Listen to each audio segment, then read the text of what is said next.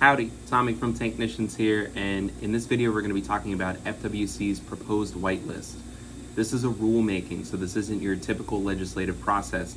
FWC is going to decide how this industry gets regulated, and a whitelist is really bad for our hobby, both of the ways that it's being proposed. So if I lose you in the nitty-gritty here, remember this: go in the description, find the link for USARK Florida. Join USARK Florida. It's free to join, you don't have to pay. But by joining, one, you'll learn everything that you need to know about this. You'll get updated emails telling you when you need to call, when you need to send an email. And two, you're adding numbers to them. So when they go and talk to people, they're representing more people, and that gives them more power on our behalf. All right, so to start briefly, I'm going to describe the difference between a whitelist and a blacklist. So a whitelist means that FWC is going to come up with a list of all the species that we are allowed to keep. And from an enforcement standpoint, this means that FWC officers are going to have to be able to identify all of the species on that list, as opposed to a blacklist, which are animals that we're not allowed to keep or animals that we're allowed to keep with a conditional species permit. And with a blacklist, FWC officers are only in charge of identifying the species that are on that list. So they don't have to know every individual species of coral that we have here. They would just have to know if we had any that were illegal to keep in Florida. Same goes for fish and reptiles and birds and mammals. FWC is coming up with regulations for our industry because they've been directed from on high to reduce the risk of new invasive species introductions into the Florida ecosystems, which is something that we at Tanknicians, and I think every responsible pet owner and industry representative, can 100% get behind. The issue that we take is with the proposed method of accomplishing this goal. We don't believe that a whitelist will be effective at doing this, and in fact I'm worried that it might actually cause more harm than good when you look at the reasons for why pets get released in the first place. The types of restrictions that we need come in the form of a blacklist and with strengthened conditional species programs. I might take some flack from other people in the pet industry by saying this, but me personally, I think that there's a lot of fish that we keep, typically fish that get very large, that probably should have some kind of permitting associated with them, so that the people that are selling them can verify that the person that's buying it has an appropriate home for it so that it can live the rest of its life. We intentionally don't bring in fish that get very large unless they're special requested by a customer that shows us that they have an appropriate tank for that animal for the entirety of its life. But that's not what's being proposed here, and so let's break it down. So there's two options that are being proposed. So option 2 is by far the worst. Option 2 basically states that if an animal can live in Florida and is not native, then it would be illegal to own unless FWC has already done a comprehensive review on the species. This comprehensive review process takes somewhere between 6 and 18 months, I believe, and it is on the onus of the keeper of the animal to petition FWC to allow this animal to be kept. So you have to bring to FWC a comprehensive literature review, which, think about that, for new species, that's going to be very hard to do. A brand new species of the hobby, what literature is going to be introduced? But you have to bring them a comprehensive literature review, and then FWC staff will take time to review the documents that you've given them, and they will come up with the finding on whether that animal is allowed to be kept or not. This would be an immediate industry killer and hobby killer because FWC has reviewed a very, very small percentage of the animals that we currently keep in this hobby.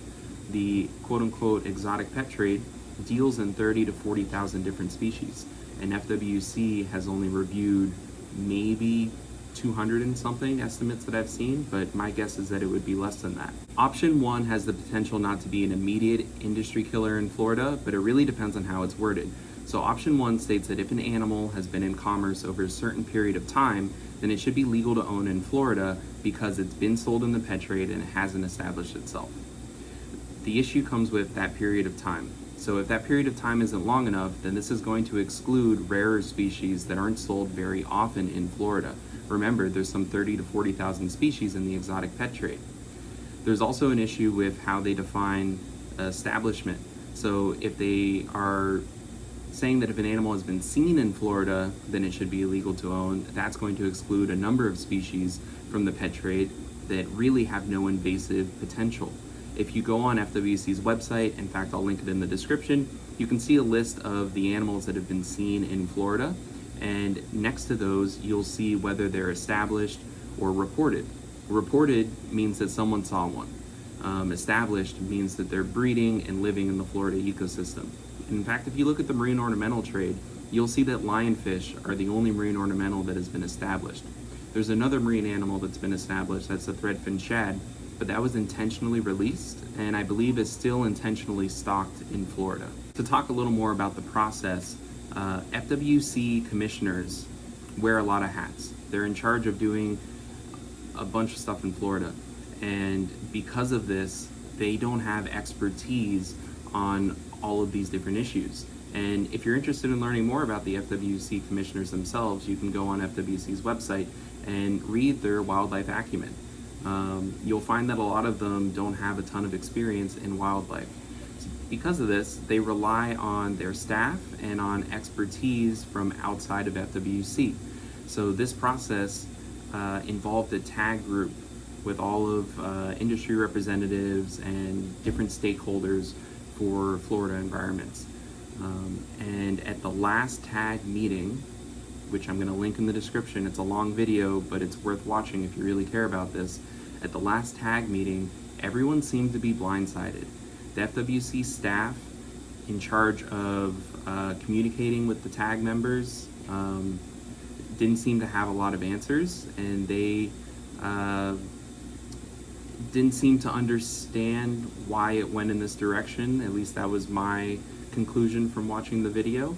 But the tag members were blindsided, and in fact they had felt that at the previous meeting they were forced to give a positive opinion to one of these two options, when in reality they wouldn't support either of these. So long story short, what Florida really needs is improved conditional species program and a blacklist of identified species that could potentially have harm to the Florida environment. Me personally, I don't think that any animal should be prohibited. I think that they should all have various degrees of a conditional species permit. So if you can prove that you can provide for the animal in a responsible way, in an ethical way, then I think you should be allowed to care for that animal. FWC staff is going to come and evaluate your housing and your husbandry and things like that to make sure that everything is up to code, and you're going to pay a permit fee to keep that animal. As I mentioned in the beginning of this video, USARK Florida is an advocacy group that's working on our behalf. Please join USARK Florida. You can join for free, or if you have the means, you can donate. But USARK Florida is going to keep you up to date so that you know exactly when, where, and how you can voice your concerns to make sure that FWC knows that you don't agree with this proposed rulemaking. Aquarium Service Tech and I are going down to the FWC Commissioners meeting Thursday to hopefully voice our concerns. We'll keep you updated if we notice anything at that meeting. We'll let you know how it went, what direction FWC seems to be moving forward in. Please, please, please don't think that this is a non-issue.